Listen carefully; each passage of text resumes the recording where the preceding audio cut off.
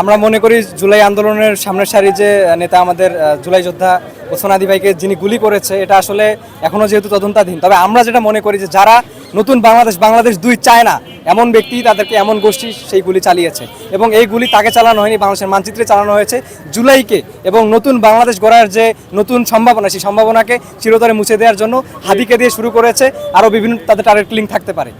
আর আপনি যেটি বলেছেন যে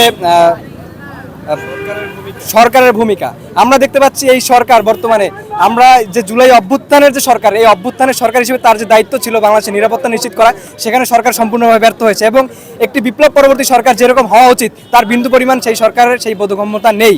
এবং বর্তমানের ডক্টর মোহাম্মদ ইউনূস তিনি বিভিন্ন সময় বিভিন্ন ঘটনা ঘটছে, সেগুলো মিডিয়ার সামনে এসে তিনি বক্তব্য দিয়ে দায়সারা বক্তব্য দিয়ে কিন্তু চলে যাচ্ছেন। আমরা কোনো ইনিশিয়েটিভ তাদের কাছ থেকে কার্যক্রম পাচ্ছি না এবং 1 সপ্তাহ পেরিয়ে গেলেও প্রকৃত খুনিকে, সেই খুনির চেহারা কিন্তু আমরা এখনো প্রকৃতভাবে তদন্ত শেষ করে সেই চেহারা কিন্তু আমরা পাইনি।